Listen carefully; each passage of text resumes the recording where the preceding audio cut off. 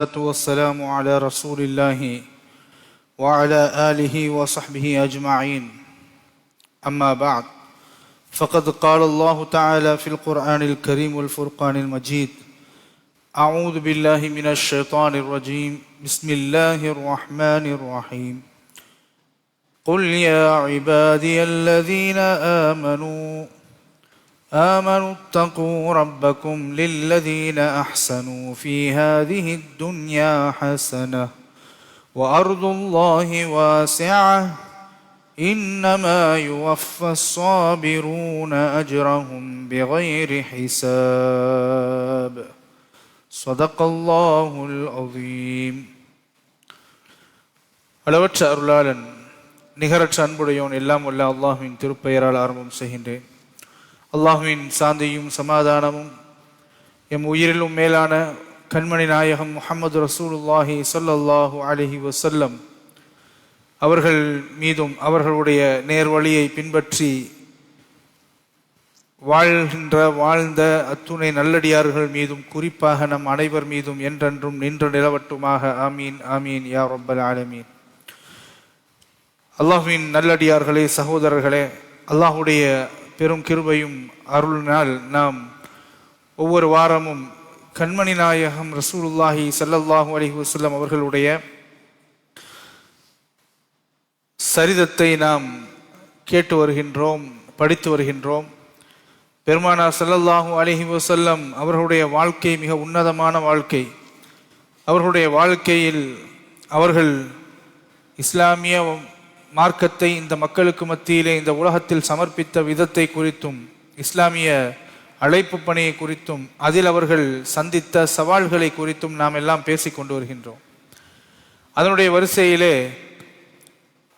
அரக்கமுடைய வீட்டிலே அழைப்பு பணியை நாயகம் ஸல்லல்லாஹு அலைஹி வஸல்லம் எப்படி செய்து கொண்டார்கள் என்பதை குறித்து நாம் சென்ற வாரம் பார்த்தோம்.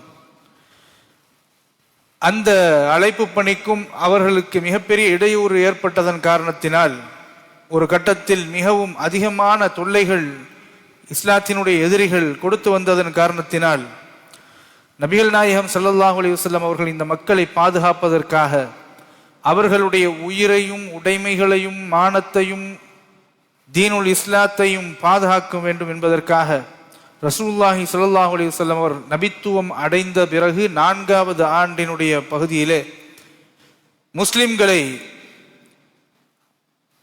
இறை நிராகரிப்பாளர்கள் அதிகமாக துன்புறுத்தக்கூடிய ஒரு கட்டத்திலே நாயகம் ஸல்லல்லாஹு அலைஹி வஸல்லம் அவர்கள்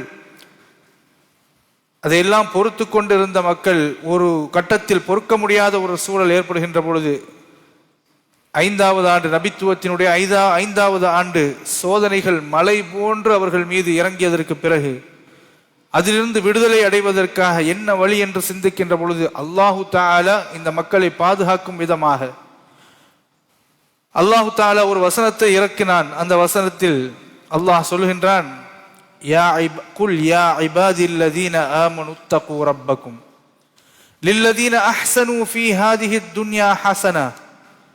இம்மையிலே நன்மை செய்தவர்கள் அவர்களுக்கு மறுமையிலே நிச்சயமாக நன்மையான கூலி உண்டு. நன்மைதான் கிடைக்கும். நல்லது செய்தால் என்ன கிடைக்கும்? நன்மைதான் கிடைக்கும். இதை சொல்லிவிட்டு அல்லாஹு தஆலா அந்த காயப்பட்டிருக்கக்கூடிய அந்த மக்களுக்கு அல்லாஹ் சொல்கின்றான், வாருதுல்லாஹி வாசியா. இந்த பூமி இருக்கிறதே மிக விசாலமானது. இதோடு உங்களுடைய வாழ்க்கை முடிந்துவிட்டது என்று நினைக்க வேண்டாம். உங்களுடைய எல்லாம் இதோடு இந்த நாளிலே இப்படியே இந்த இருளிலேயே முடிந்து விட்டது என்பதை நீங்கள் எண்ண வேண்டாம். காரணம் வாருதுல்லாஹி வாசி, அல்லாஹ்வுடைய பூமி என்பது மிக விசாலமானது. எனவே நிச்சயமாக இன்னமா யுவஃபஸ் ஸாபிரூன அஜ்ரஹும் பிகைரி ஹிசாப். பொறுமை காக்கக்கூடியவர்களுக்கு அல்லாஹு தஆலா கணக்கின்று கூலி வைத்திருக்கின்றான் என்ற நற்செய்தியை சொல்லி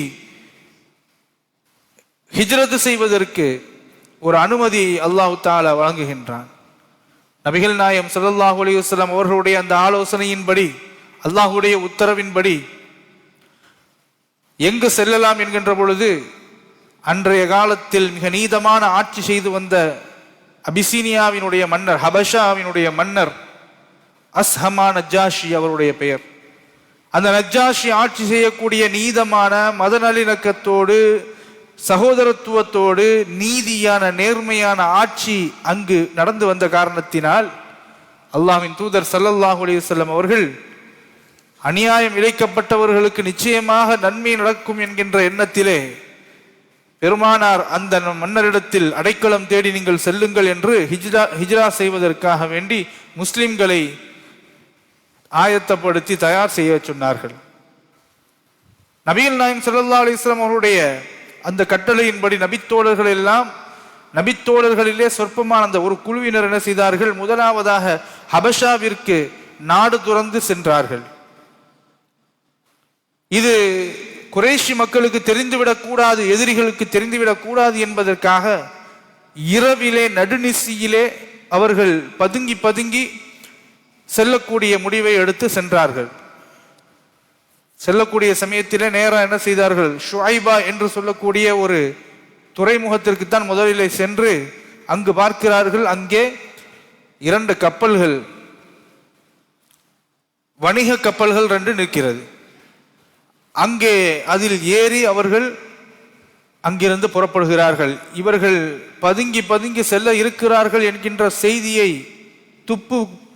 துப்பறிந்து அந்த குறைஷிகள் எதிரிகள் இவர்களை துரத்தி கொண்டு வருகின்ற சமயத்தில் இவர்கள் துறைமுகத்தை அடைவதற்குள் இஸ்லாமியர்கள் அங்கிருந்து சென்று விடுகின்றார்கள். இப்படியாக அந்த மக்கள் சென்றவுடன் குறைஷிகள் ஏமாற்றத்தோடு திரும்பி விடுகின்றார்கள். இதிலே 12 ஆண்களும் 4 பெண்களும் இருந்தார்கள் என்று நமக்கு தெரிய வருகிறது. முதலாவது இதுதான் ஹிஜ்ரத் செய்கின்றார்கள். அந்த ஹிஜ்ரத்திலே நாடு துறந்து தன்னுடைய உடைமைகளை, சொத்துக்களை, உரிமைகளை, குடும்பங்களை, உறவினர்களை அனைத்தையும் விட்டுவிட்டு இஸ்லாத்திற்காக இந்த மக்கள், சொற்பமான மக்கள், அந்த 12 பேர்களும் ஆண்களும் 4 பெண்களும் சேர்ந்து அந்த கப்பலில் அவர்கள் ஹிஜ்ரத் செய்தார்கள். அதிலே உஸ்மான் அலைஹிஸ்ஸலாம், உஸ்மான் இப்னு அஃபான் ரலியல்லாஹு தஆலா அன்ஹு அவர்களும் அவர்களுடைய மனைவி ருக்கையா அவர்களும். ருக்கையா யார்? நபிகள் நாயகம் ஸல்லல்லாஹு அலைஹி வஸல்லம் அவர்களுடைய அருமை மகள். ரசூலுல்லாஹ்வுடைய மகளும் மருமகன் உஸ்மான் ரலியல்லாஹு அன்ஹு அவர்களும் அதிலே குடும்பமாக அவர்கள் சென்றார்கள். ரசூலுல்லாஹி ஸல்லல்லாஹு அலைஹி வஸல்லம் அவர்கள் சொன்னார்கள், இஸ்லாத்திற்காக நாடு துறந்து வீடு துறந்து உடைமைகளை எல்லாம் உறவினர்களை எல்லாம் விட்டு சென்றவர்களிலே, குடும்பமாக சென்றவர்களிலே இப்ராஹிம் அலைஹிஸ்ஸலாம் அவர்களுக்கு பிறகு, நபி லூத் அலைஹிஸ்ஸலாம் அவர்களுக்கு பிறகு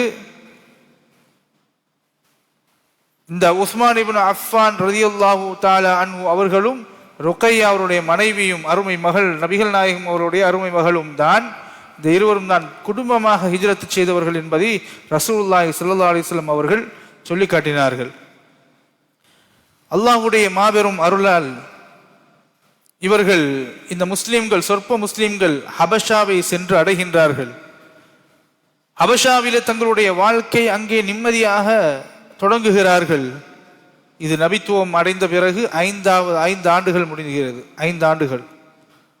அதே ஆண்டு ஒரு மிகப்பெரிய ஒரு சம்பவம் ஒன்று நடந்தது. பெருமானார் முஹம்மது ரசூலுல்லாஹி ஸல்லல்லாஹு அலைஹி வஸல்லம் அவர்கள் ஒரு நாள் அதே ஆண்டினுடைய ரமலானுடைய காலம் ஒரு இரவிலே நபிகள் நாயகம் ஸல்லல்லாஹு அலைஹி வஸல்லம் அவர்கள் புனித ஹரமுக்கு வருகிறார்கள். அங்கு பார்த்தால் பெருங்கொண்ட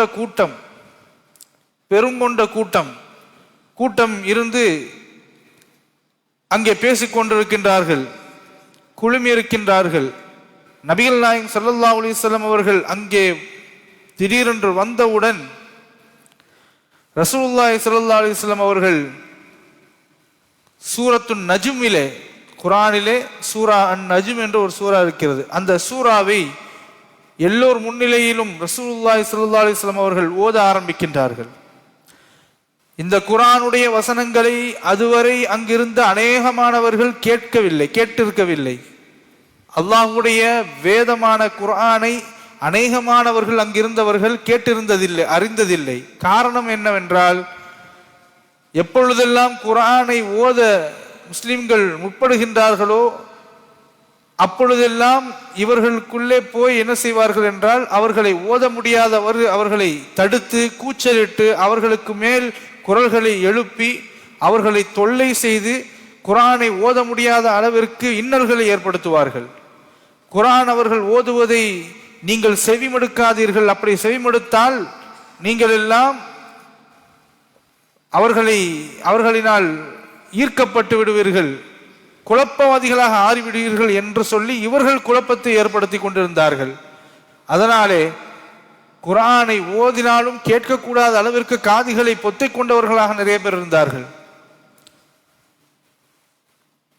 திடீரென்று ரசூலுல்லாஹி ஸல்லல்லாஹு அலைஹி வஸல்லம் அவர்கள் இந்த குர்ஆன் வசனத்தை ஓதினார்கள். இதை பற்றி அல்லாஹ் தஆலா குர்ஆனிலே சொல்லுகின்ற பொழுது கூட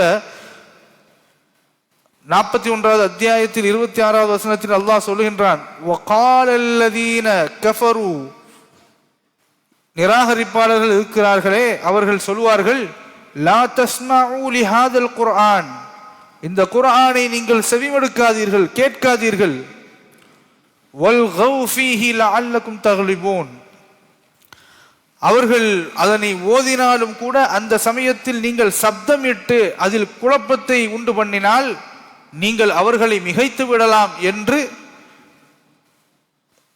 தங்களுக்குள்ளே சொல்லிக்கொண்டு ஒருவருக்கொருவர் பேசிக்கொண்டு குர்ஆனை செவிமடுக்காதவர்களாக இருந்தார்கள். திடீரென்று ரசூலுல்லாஹி ஸல்லல்லாஹு அலைஹி வஸல்லம் அவர்கள் அங்கு குர்ஆனை ஓத ஆரம்பித்தவுடன், சூரத்துன் நஜ்ம் அதை ஓத ஆரம்பித்தவுடன் அந்த மக்கள் திகைத்து போனார்கள். குர்ஆனுடைய இந்த இறை வசனங்களினுடைய தாக்கத்தையும் அந்த இனிமையான வசனங்கள் அவர்களுடைய செவிகளில் வருடியது. இதுவரை கேட்டிராத இவ்வளவு மதுரமான மிக நேர்த்தியான சிறப்புமிக்க அழகான வாக்கியங்களை கொண்ட வார்த்தைகளை கொண்ட வசனங்களா இது? இன்பத்தை தரும் சொற்களாக இருக்கிறது. இதற்கு முன்னால் நாங்கள் இது போன்று கேட்டதில்லையே. அல்லாஹ்வினுடைய இந்த வசனங்கள் அவர்களை மிகவும் கவர்ந்தன. அல்லாஹ்வுடைய வசனங்கள் அவர்களை மிகவும் கவர்ந்தன, அவர்களுடைய உணர்வுகளை உசுப்பி விட்டது. அவர்கள் முழுமையாக அந்த குர்ஆனுடைய வசனங்களை கேட்பதிலே தன்னை உட்படுத்தி ஆட்கொண்டவர்களாக, கேட்கக்கூடியவர்களுடைய உள்ளத்தில் உள்ளே ஊசியை வைத்து தைப்பது போன்று அவருடைய உள்ளத்தில் ஆழமாக அந்த வசனங்கள் ஊடுருவி சென்று ஏதோ ஒன்றை அவர்களுக்கு ஏற்படுத்தியதாக அவர்கள் உணரக்கூடியவர்களாக, மெய்மறந்தவர்களாக அதை கேட்டுக்கொண்டிருந்தார்கள். கண்மணி நாயகம் ரசூலுல்லாஹி ஸல்லல்லாஹு அலைஹி வஸல்லம் அவர்கள் அந்த சூரத்துன் நஜ்மை ஆரம்பம் முதல் இறுதி வரை ஓதக்கூடிய, கிட்டத்தட்ட 2-3 பக்கம் 4 பக்கம் இருக்கும் குர்ஆனிலே. அந்த குர்ஆனுடைய அந்த ஒரு அத்தியாயம் முழுவதும் சூறாவையும் பெருமானார் ஸல்லல்லாஹு அலைஹி வஸல்லம் அவர்கள் நிறுத்தி நிதானமாக ஓதி அதை முழுவதுமாக இறுதி முடியும் வரையிலும் அவர்கள் கேட்டுக்கொண்டே இருந்தார்கள். இறைவனை நிராகரிக்கக்கூடியவர்கள் அந்த குர்ஆனுடைய இனிமையின் காரணத்தினால், மதுரமான வார்த்தைகளின் இனிமையான அந்த குர்ஆனுடைய அந்த பவர், அதன் காரணத்தினால் அவர்கள் அதை கேட்டுக்கொண்டு மெய் மறந்தவர்களாக கேட்டுக்கொண்டே இருந்தார்கள்.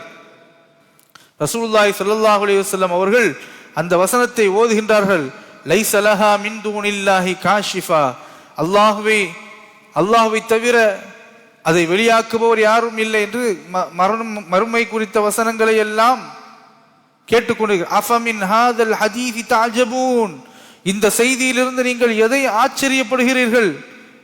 வ தல்ஹகூன வலா தபுகூன், இதனை பற்றி நீங்கள் சிரிக்கிறீர்களா? தல்ஹகூன வலா தபுகூன், சிரிக்கிறீர்களா?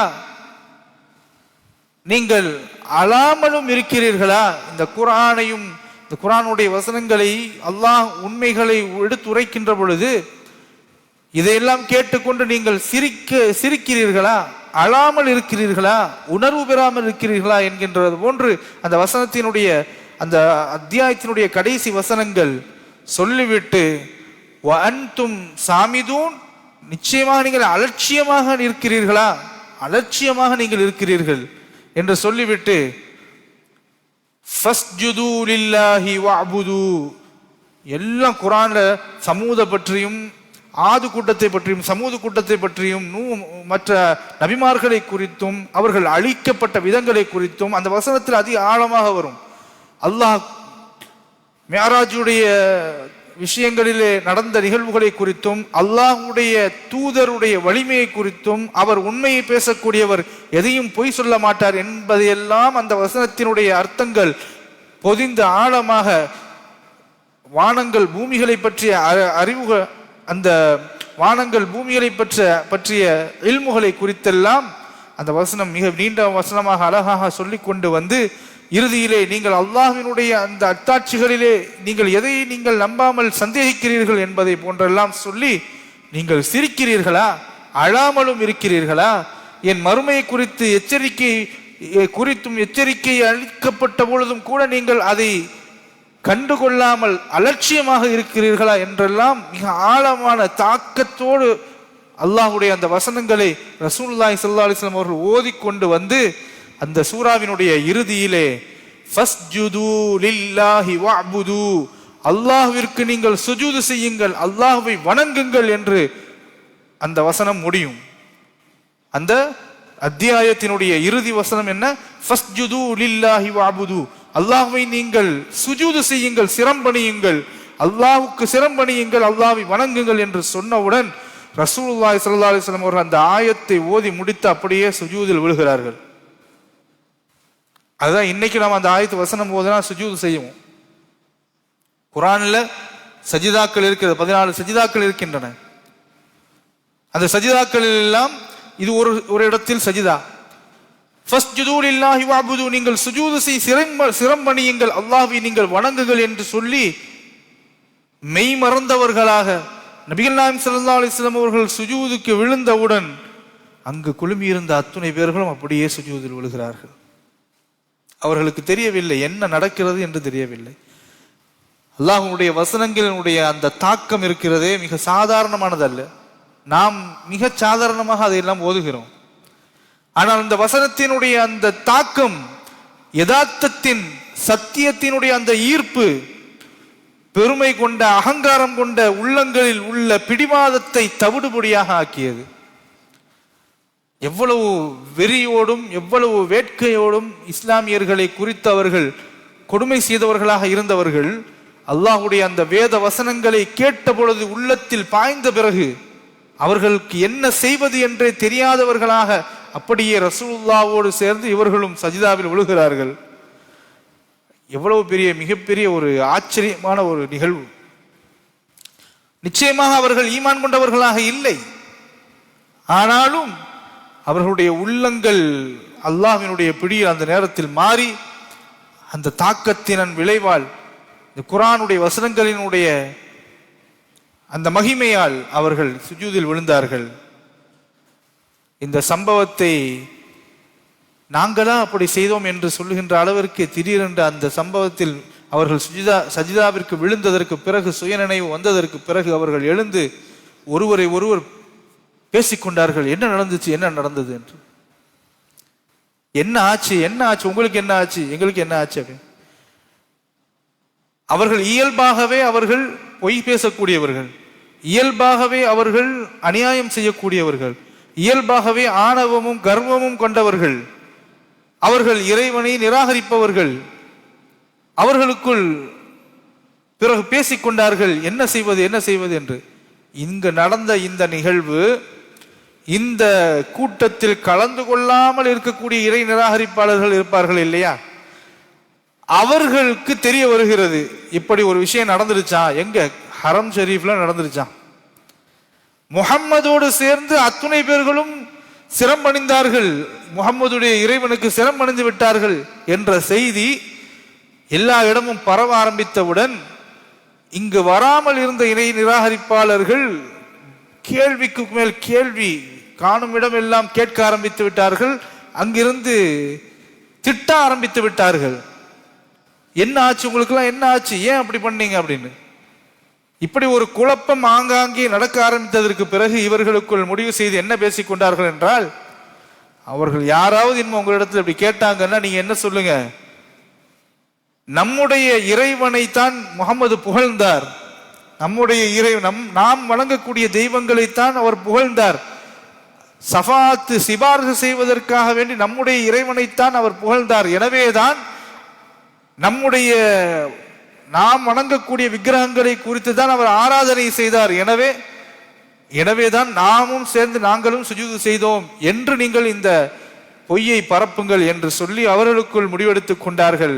இது அவர்கள் இயல்பாகவே பொய் உரைக்கக்கூடியவர்கள், அநியாயம் செய்யக்கூடியவர்கள், தெரிந்து கொண்டே மறுப்பவர்கள் என்ற காரணத்தினால் இது ஒன்றும் மிகப்பெரிய ஆச்சரியத்தை நமக்கு தரவில்லை. ஏன்னா அவர்களுடைய புரோகிராமிங் அப்படிதான். ஆனாலும் நடந்த நிகழ்வு சத்தியம். இந்த நிகழ்வை குறித்து எல்லா ஊர்களிலும் பேசப்படுகிறது. ஹபஷா அபிசீனியாவுக்கு சென்ற சிறிய படை இருக்கிறது இல்லையா, இஸ்லாமிய படை, இஸ்லாமிய மக்கள், அந்த மக்களுக்கும் இந்த செய்தி காதில் போய் எட்டுகிறது. என்ன அவர்களுக்கு எட்டுவது எப்படி என்றால் உண்மைக்கு புறம்பாக போய் எட்டியது. என்னவென்றால் அங்கே நம்முடைய தாய் நாட்டில் மக்கத்து மண்ணிலே அங்கிருந்த குறைஷிகள் அனைவரும் முஹம்மது ரசூலுல்லாவோடு சேர்ந்து சுஜூது செய்தார்கள், இஸ்லாத்தை ஏற்றுக்கொண்டார்கள் என்கின்ற செய்தி திரிக்கப்பட்டு சொல்லப்பட்டது. அவர்கள் நம்பிவிடுகிறார்கள். அப்போ அவங்களுக்குலாம் ஒரு நம்ம நாட்டையும் வீட்டையும் மக்களையும் நம்ம நண்பர்களையும் தோழர்களையும் உறவினர்களையும் உடைமைகளையும் சொத்துக்களையும் விட்டு விட்டல்லவா நாம் வந்திருக்கிறோம், இங்க நல்லா தான் வாழ்ந்துகிட்டு இருக்கிறோம், நல்ல எல்லா உரிமைகளையும் நமக்கு கிடைக்கிறது, இருந்தாலும் கூட தாய் மண்ணை போன்று வராது, எனவே நாம் எல்லாம் ஊருக்கு திரும்பி விடுவோம் என்று பொய்யான அந்த தகவலை கேட்டு தவறாக புரிந்து கொண்டு அந்த மக்கள் சொந்த ஊர் மக்காவுக்கு திரும்புகிறார்கள். மக்காவுக்கு திரும்பி வந்து கொண்டிருக்கும் பொழுதுதான் மக்காவிற்கும் இவர்களுக்கும் இடையில், அதாவது மக்காவுக்கு வெளியில் இருக்கக்கூடிய அந்த எல்லைகளை அடைவதற்கு முன்னால் தான் இவர்களுக்கு தெரிய வருகிறது, நாம் தவறாக புரிந்து கொண்டு வந்து கொண்டிருக்கிறோம், அவர்கள் நிச்சயமாக இஸ்லாத்தை ஏற்றுக்கொள்ளவில்லை, அவர்கள் நடந்த நிகழ்வே வேறு என்பதாக. உடனே சுதாரித்துக் கொண்டவர்களாக ஒரு சில பேர் மறுபடியும் அபிசீனியாவுக்கு திரும்பி விடுகிறார்கள். ஒரு சில பேர் யாருக்கும் தெரியாமல் மக்காவிற்குள் ரகசியமாக நுழைகின்றார்கள். ஒரு சில பேர் மக்காவில் உள்ள குறைஷிகள் அவர்களிடத்தில் அடைக்கலம் தேடி அவர்கள் தன்னுடைய பாதுகாப்பிலே அவர்கள் உள்ளே வைத்துக் கொள்கிறார்கள்.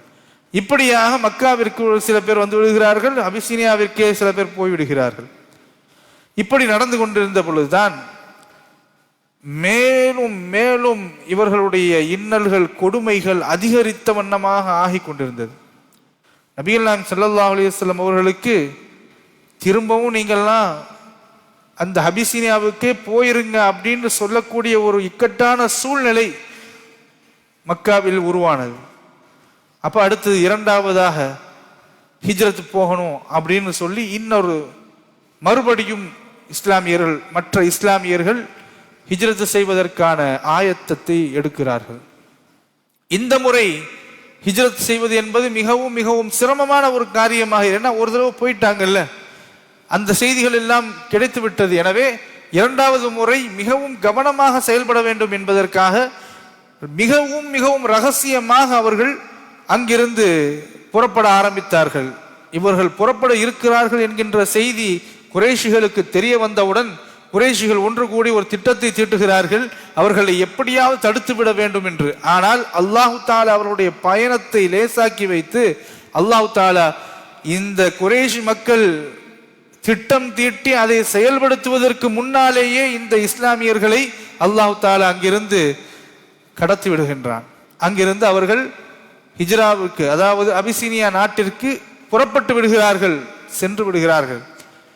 கிட்டத்தட்ட இந்த முறை, சென்ற முறை 12 ஆண்களும் 4 பெண்களும் என்று சொன்னேன். இந்த முறை 82 ஆண்களும் ஒரு 18-19 பெண்களும் ஆக ஒரு 100-102 பேர் அங்கிருந்து செல்லுகிறார்கள், புறப்படுகிறார்கள். மிகவும் பாதுகாப்பான முறையில், ரகசியமான முறையில், அவர்கள் யாருக்கும் தெரியக்கூடாது என்பதற்காக ரகசியமாக அவர்கள் அங்கிருந்து செல்கிறார்கள். முஸ்லிம்கள் தங்களுடைய உயிருக்கும் தங்களுடைய மார்க்கத்திற்கும் பாதுகாப்பான இடமாக ஹபஷா அந்த நாட்டை நிம்மதியான ஒரு இடமாக, இறை நிராகரிப்பாளர்களுடைய கொடுமைகளிலிருந்து தப்பித்துக் கொள்வதற்காக அவர்கள் அந்த இடத்தை தேர்ந்தெடுத்து சென்றார்கள். ஆனால் அவர்கள் சென்ற விஷயம் இவர்களுக்கும் தெரிந்து விடுகிறது. மறுபடியும் ஒரு பெரிய கூட்டம் கிளம்பிடுச்சு. மறுபடியும் அவர்கள் கிளம்பிவிட்டது என்றவுடன் அவர்கள் எப்படி இங்கிருந்து அவர்கள் நாம் துன்புறுத்தி வந்தோம், இங்கிருந்து அவர்கள் அங்கு சென்று நிம்மதியாக எப்படி வாழ்வது? அவர்கள் நம்முடைய மார்க்கத்தை அவர்கள் ஏற்றுக்கொள்ளவில்லை என்றால் அவர்களுக்கு அந்த சுதந்திரம் இருக்கக்கூடாது. அவர்களை எப்படியாவது நாம் எங்கு இந்த உலகத்தின் எந்த மூலையில் அவர்கள் வசித்தாலும் சுதந்திரம் என்ற வார்த்தை அவர்களுடைய வாழ்க்கையில் இருக்கக்கூடாது. எனவே அவர்களை நாம் தேடி தேடி அவர்களை நாம் துன்புறுத்த வேண்டும் என்கின்ற ஒரு கொடூரமான எண்ணத்தை கொண்டவர்களாக மாறினார்கள் அந்த குறைஷிகள். அதில் இரண்டு பேரை தேர்ந்தெடுத்தார்கள். ஒன்று அம்ர் இப்னுல் ஆஸ், இரண்டாவது அப்துல்லாஹ் இப்னு அபு ரபியா. அம்ர் இப்னுல் ஆஸ், அப்துல்லாஹ் இப்னு அபு ரபியா. அவர்களுக்கு மத்தியிலே நுண்ணறிவாளும் வீரம் மிக்க நல்லா பேசக்கூடிய திறமை படைத்த ரெண்டு பேரை அவர்கள் இந்த இரண்டு பேரையும் தேர்ந்தெடுத்து அபிசீனியாவுக்கு செல்ல வேண்டும். அங்கு சென்று மக்காவின் பிரதிநிதிகளாக, மக்கத்து குறைஷிகளுடைய பிரதிநிதிகளாக செல்ல வேண்டும். சென்று அவர்களை எப்படியாவது அந்த மன்னரிடத்தில் பேசி வழிக்கு கொண்டு வந்து இவர்களை நாம் அழைத்து கொண்டு மக்காவுக்கே கொண்டு வர வேண்டும். மிகவும் பிறகு நாம் துன்புறுத்தலாம் என்கின்ற எண்ணம் அவர்களுக்கு. அதற்கு என்ன செய்வது என்றால், இருக்கக்கூடிய செல்வங்களை எல்லாம் குமித்து அந்த செல்வங்களிலே சிறந்த செல்வங்களை எல்லாம் ஒன்று திரட்டி, எதற்கென்றால் அங்கு நஜ்ஜாஷி மன்னருக்கும் அங்கு இருந்த அரசவையில் இருக்கக்கூடியவர்களுக்கும் அங்கு உள்ள மத குருமார்களுக்கும் முதல்ல கொண்டு போய் இந்த அன்பளிப்புகளை எல்லாம் கொண்டு போய் சேர்க்கணும்.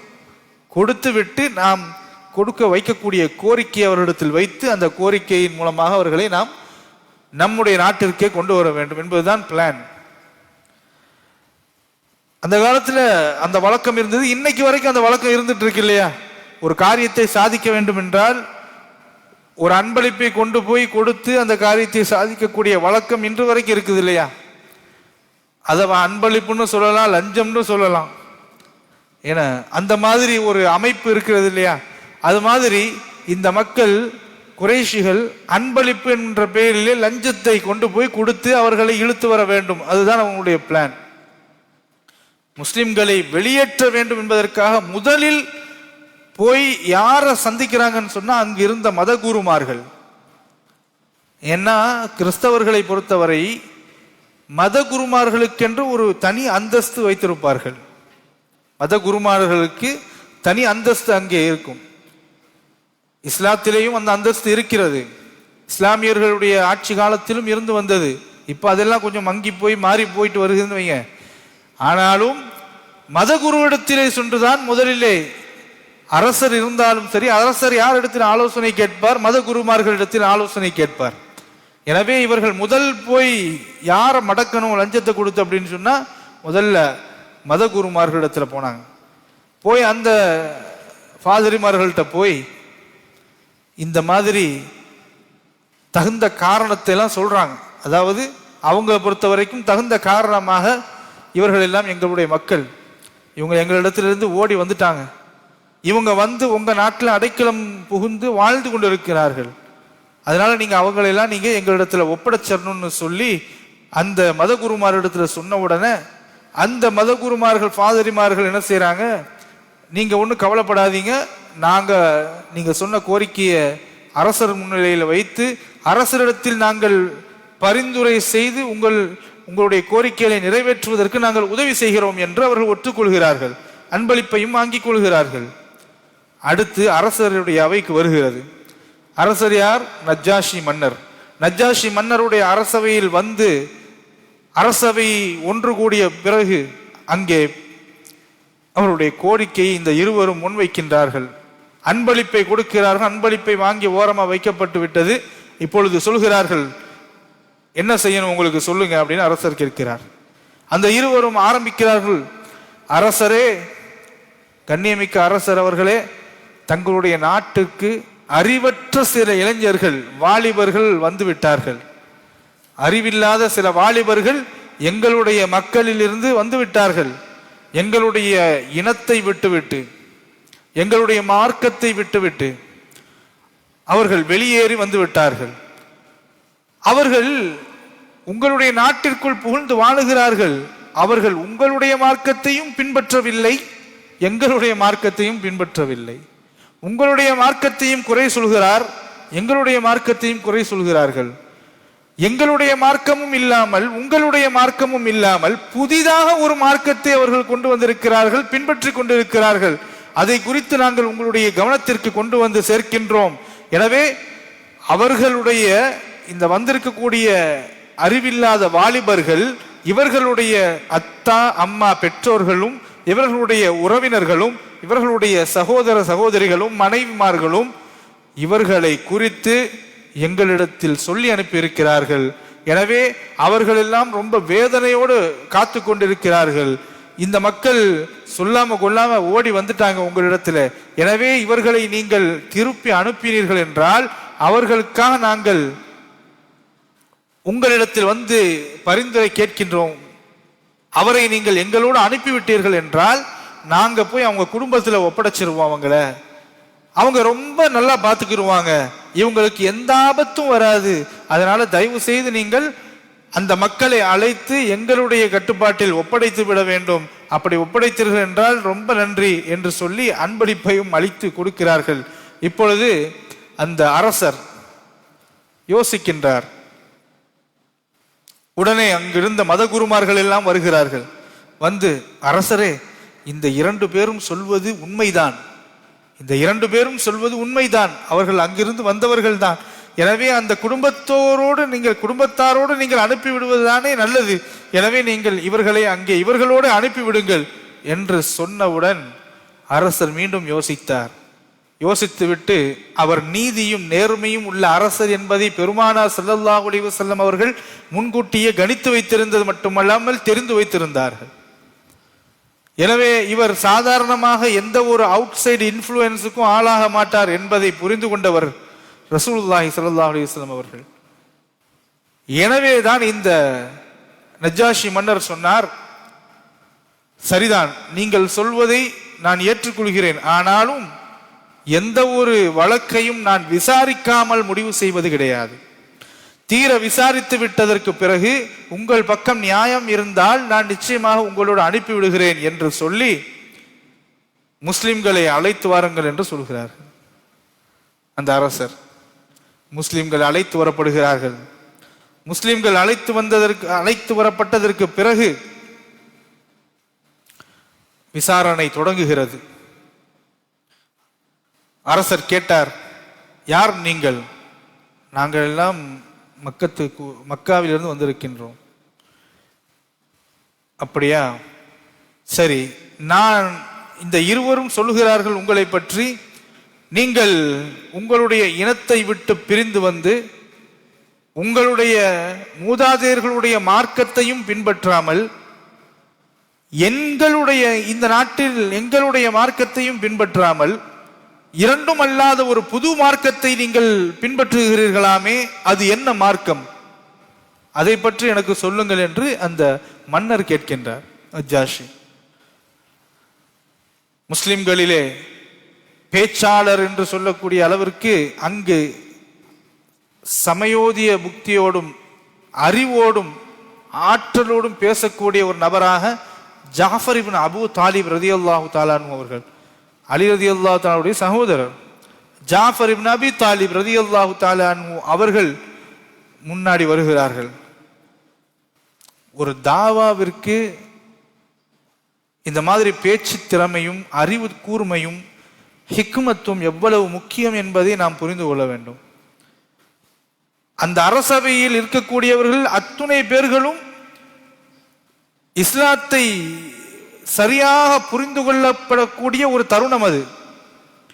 ஏனென்றால் மற்றவர்கள் எல்லாம் இவர்கள் மீது குற்றம் வைத்திருக்கிறார்கள். அங்கு யாரும் இஸ்லாத்தை ஏற்றுக்கொண்டவர்கள் கிடையாது. ரசூலுல்லாஹ் பத்தி தெரியாது, முஸ்லிம்களை குறித்து தெரியாது, குர்ஆனை குறித்து தெரியாது, எதுவுமே தெரியாது. அதை எடுத்து சொல்லக்கூடிய ஒரு கட்டத்தில் அந்த மக்கள் இப்போ இருக்கிறார்கள். எனவே வாலிபராக அவர்கள் இருந்தார்கள். அந்த வாலிப பருவம் இருக்கிறது இல்லையா, அந்த வாலிப பருவத்தில் நம்முடைய வாலிபர்கள் எப்படி இருக்க வேண்டும் என்பதற்குரிய மிக முக்கியமான உதாரணம் அது. வாலிப பருவம் என்பது அப்படி இருக்க வேண்டும். இன்னைக்கு இருக்கிற மாதிரி சோசியல் மீடியாக்கள்லையும், அதிலும் குறிப்பாக சோசியல் மீடியாக்கள் நல்லதை விட்டுவிட்டு கெட்ட விஷயங்களிலும், வீண் விளையாட்டுகளிலும், போக்குகளிலும், கேளிக்கைகளிலும் மூழ்கி கொண்டிருக்கக்கூடிய நிலை இன்று அதிகமாக ஆகிக் கொண்டிருக்கிறது இல்லையா? அந்த வாலிபர்களை நாம் மீட்டெடுக்க வேண்டும். அந்த வாலிபர்கள் எப்படி நடந்து கொள்ள வேண்டும் என்பதை இந்த சம்பவம் நமக்கு குறித்து காட்டுகிறது. அங்கிருந்தவர்கள் வாலிபர்களாக இருந்தார்கள், இஸ்லாத்தின் ஈமான் மீது உறுதி மிக்கவர்களாக இருந்தார்கள். அது மட்டுமல்ல, அதில் சிறந்தவராக அந்த ஜாஃபர் இப்னு அபூ தாலிப் அவர்கள் மிக நேர்த்தியாக பேசக்கூடியவராக இருந்தார்கள். என்ன சொன்னாங்க தெரியுமா? அரசர் அவர்களே, நாங்கள் அறியாமை காலத்தில் வாழ்ந்து கொண்டிருந்தோம். விக்கிரகங்களை, அல்லாஹ் அல்லாத விக்கிரகங்களை நாங்கள் வணங்கி கொண்டிருந்தோம். இறந்த பிராணிகளை எல்லாம் சாப்பிட்டு கொண்டிருந்தோம். மானக்கேடான காரியங்களில் ஈடுபட்டு கொண்டிருந்தோம். எங்களுடைய உறவுகளை நாங்கள் எல்லாம் மதிப்பதில்லை. உறவுகளை துண்டித்து வாழ்ந்து கொண்டிருந்தோம். இன்னைக்கு நல்லா பேசுவோம், நாளைக்கு அவரையே போய் வாள் எடுத்துட்டு போய் வெட்டுவோம். அது போன்ற ஒரு கேவலமான ஒரு நிலையில் இருந்தோம். பக்கத்து வீட்டுக்காரர்கள், அண்டை வீட்டுக்காரர்களை நாங்கள் கொஞ்சம் கூட மதிக்க மாட்டோம். அவர்களுடைய உரிமைகளை பேண மாட்டோம். அவர்களை குறித்து நாங்கள் எப்பொழுதும் கடுகடுப்பானவர்களாக இருப்போம். எங்களில் இருக்கக்கூடியவர்களில் எளியவர்கள், ஏழைகள், கஷ்டப்பட்ட நலிவடைந்தவர்களை எங்களிலே வசதியானவர்களும் ஆதிக்கம் இருக்கக்கூடியவர்களும் விழுங்கி கொண்டிருந்தார்கள். அவர்களை கொடுமை செய்து கொண்டிருந்தார்கள். அப்பொழுதுதான் எங்களிலேயே ஒருவரை எங்களுடைய ரப்பு இறைவன் தேர்ந்தெடுத்தான். எங்களிலேயே ஒருவரை அல்லாஹு தஆலா எங்களுக்கு தூதராக தேர்ந்தெடுத்து அனுப்பினான். அவர் ஒன்றும் சாதாரணமானவர் அல்ல. அவர் வம்சத்தையும் நாங்கள் நன்கு அறிவோம். அவர்கள் வாழ்ந்த விதத்தையும் நாங்கள் நன்கு அறிவோம். அவர்கள் எங்களில் ஒருவராகத்தான் இருந்தவர். ஒழுக்கமானவராக இருந்தார். மிக நேர்த்தியான நல்ல பண்புகளை கொண்டவர்களாக அவர்கள் இருந்தார். அவர் எங்களிடத்தில் சொன்னார், அல்லாஹ் ஒருவனையே நீங்கள் வணங்க வேண்டும் என்று சொன்னார். எங்களிலே உள்ள கெட்ட பழக்க வழக்கங்களை நாங்கள் கைவிட வேண்டும் என்று சொன்னார். மூதாதையர்கள் செய்து வந்த ஆராதனைகளையும், மூதாதையர்கள் செய்து கொண்டு வந்த அறியாமை கால வழக்கங்களையும் கைவிட வேண்டும் என்று சொன்னார். எங்களை அல்லாஹ்வை அல்லாது எதையும் நீங்கள் வணங்கக்கூடாது என்று எங்களுக்கு புரிய வைத்தார். அமானிதத்தை நிறைவேற்ற வேண்டும் என்று சொன்னார். அல்லாஹ் எங்களுக்கு எதை விளக்க சொல்லியிருக்கிறானோ அதையெல்லாம் விளக்கிவிட வேண்டும் என்று சொன்னார். எதை எங்களுக்கு அவன் ஆகுமாக்கி இருக்கின்றானோ, ஹலால் என்ற வார்த்தை உங்களுக்கு தெரியும், ஹலால் ஆக்கி இருக்கின்றானோ அதை நாங்கள் புசிக்க வேண்டும் என்று எங்களுக்கு சொல்லிக் கொடுத்தார். உறவினர்களோடு பந்தங்களை நாங்கள் இறுக வைத்து நாங்கள் உறவினர்களோடு நல்ல முறையில் நடந்து கொள்ள வேண்டும் என்று சொன்னார். எங்களிலே பெரியவர்களை மதிக்க வேண்டும் என்று சொன்னார். பெற்றவர்களை உதாசீனப்படுத்தக்கூடாது என்று சொன்னார். அண்டை வீட்டுக்காரர்களுடைய உரிமைகளை நீங்கள் பேண வேண்டும் என்று, அவர்களிடத்தில் அழகிய முறை நடந்து கொள்ள வேண்டும் என்று சொன்னார். எங்களிலே அல்லாஹ் தடை செய்திருக்கக்கூடிய கொலை, அந்த கொலையை செய்யக்கூடாது என்று சொன்னார். பழி வாங்கக்கூடாது என்று சொன்னார். மேலும் மானக்கேடான எந்த காரியத்திலும் ஈடுபடக்கூடாது என்று சொன்னார். முக்கியமாக பொய் பேசக்கூடாது என்று சொன்னார். அனாதைகளுடைய சொத்துக்களை அபகரிக்க கூடாது என்று சொன்னார். பத்தினி பெண்களை பற்றி நீங்கள் பழி போடக்கூடாது, அபாண்டமாக அவர்களை குறை சொல்லக்கூடாது என்று சொன்னார். தொழ வேண்டும் என்று சொன்னார். ஜக்காத்து கொடுக்க, தானம் கொடுத்து வாழ வேண்டும் என்று சொன்னார். நோன்பு நோக்க வேண்டும் என்று சொன்னார். இப்படி அந்த தூதர் எங்களுக்கு இஸ்லாத்தினுடைய கடமைகளை எல்லாம் எங்களுக்கு சொல்லிக் கொடுத்தார் என்று ஜாஃபர் இப்னு அபி தாலிப் அவர்கள் இஸ்லாத்தினுடைய கடமைகளை குறித்தவர்களுக்கு விவரமாக விளக்கமாக சொன்னார். எனவேதான் நாங்கள் அவர்களை உண்மையாளராக நம்பினோம், அவர்களை நாங்கள் விசுவாசித்தோம். அவர் ஒருவனையே வணங்க வேண்டும் என்று சொன்னதனால் நாங்கள் அல்லாஹ்வை மட்டுமே நாங்கள் வணங்க ஆரம்பித்தோம். அவனுக்கு இணை வைப்பதை நாங்கள் கைவிட்டு விட்டோம். அவன் விளக்கியதை விளக்கிவிட்டோம், ஆகுமாக்கியதை நாங்கள் ஆகுமாக்கி கொண்டோம். அவர்கள் எங்களுக்கு சொன்னதுபடி எங்களுடைய வணக்கங்களையும் வாழ்க்கை முறையும் நாங்கள் அமைத்து கொண்டோம். அதை பொறுத்து கொள்ள முடியாமல் எங்களுடைய இனத்தவர்கள் எங்களை அவர்கள் வேதனை செய்வதற்கு தொடங்கினார்கள். எங்களை விடவில்லை, எங்கு சென்றாலும் எங்களை ஏசினார்கள், திட்டினார்கள், அடித்தார்கள், உதைத்தார்கள், எங்களுடைய உயிர்களை பறித்தார்கள், எங்கள் மீது ஆதிக்கத்தை கட்டவிழ்த்து விட்டார்கள். எனவே அவர்கள் எங்களை அழுத்தம் கொடுத்து அவர்களுடைய மார்க்கத்தை எங்களுடைய மார்க்கத்தை விட்டுவிட்டு அவர்களுடைய மார்க்கத்தை மறுபடியும் நுழைய வேண்டும் என்றும் எங்களை வற்புறுத்தினார்கள். எனவே அந்த கொடுமைகளை நாங்கள் தாங்க முடியாமல் எங்களுடைய அல்லாஹ் இறைவனுடைய கட்டளையை கொண்டும் இறை தூதருடைய அந்த ஆலோசனைப்படியும் நாங்கள் நாடு துறந்து இங்கே திரும்பி வந்தோம். வந்த இடத்தில் நாங்கள் நீதியான நல்லாட்சி புரியக்கூடியவரான உங்களை நாங்கள் தேர்ந்தெடுத்தோம், உங்களுடைய நாட்டிற்கு வந்தோம், உங்களோடு தங்க வேண்டும் என்று விரும்பினோம், எனவேதான் நாங்கள் இங்கே இருந்து கொண்டிருக்கின்றோம் என்று மிக அழகாக ஆழமாக தெளிவாக ஜாஃபர் இப்னு அபி தாலிப் அவர்கள் அந்த மன்னருக்கு புரிய வைத்தார். அப்படியா? அப்படி என்றால் அல்லாஹ்வின் புறத்திலிருந்து நீங்கள் பெற்றதை உங்களுக்கு உங்கள் தூதர் கொண்டு வந்ததை எனக்கு காட்டுங்கள் என்று சொன்னார். அப்படியா, இதோ காட்டுகிறோம் என்று சொல்லி ஜாஃபர் இப்னு அபி தாலிப் அவர்கள் இதோ நான் அல்லாஹ்வினுடைய வேத வசனங்களை உங்களுக்கு நான் கொடுக்கிறேன் என்று சொல்லி சூரத்துல் மரியம், மரியமுடைய சூரத்தினுடைய மரியம் சூராவினுடைய ஆரம்ப பகுதிகளை ஓத ஆரம்பித்தார். காஃப் ஹா யா ஐன் ஸாத் என்ற அந்த வசனத்தை அத்தியாயத்தை தொடங்கி ஓத ஆரம்பித்து கொண்டு அப்படியே ஓதிக்கொண்டு வந்தார். ஓதிக்கொண்டே வந்து கொண்டிருக்கும் பொழுது அந்த வசனத்தை, ஏன்னா மரியம் அவங்களுடைய மேரியுடைய பேர் தான் மரியம், அந்த மேரியை பற்றி குர்ஆன் இதெல்லாம் சொல்லுகிறதா என்று ரொம்ப ஆர்வத்தோடு அந்த அவை முழுக்க அரசர் உட்பட அதை கேட்டுக்கொண்டிருந்தவர்கள் அந்த ஆயத்துக்களை எல்லாம் ஒரு 5-10 ஆயத்துக்களை ஓதி முடிக்கின்ற வரை அப்படியே கூர்மையாக கவனித்துக் கொண்டிருந்தவர்கள். நஜ்ஜாசி மன்னர் கேட்டு முடித்தவுடன் அவருடைய தாடி நடையும் அளவிற்கு தெவிங்கி அழுகின்றார். குர்ஆனுடைய வசனங்களினுடைய அந்த தாத்பரியத்தை பாருங்கள், தாக்கத்தை பாருங்கள். இறை நிராகரிப்பாளர்களுடைய, இறைவனை ஏற்றுக்கொள்ளாமல் இருந்தவர்களுடைய உள்ளத்தை எப்படி அது மாற்றத்தை கொண்டு வருகிறது. நாம தினமும் ஓதுறோம், குர்ஆனை கேட்கிறோம், ஓதுறதை கேட்கிறோம், நம்முடைய உள்ளத்துல அந்த தாக்கம் ஏற்படுவதில்லை. அப்படியே கேட்கிறாங்க.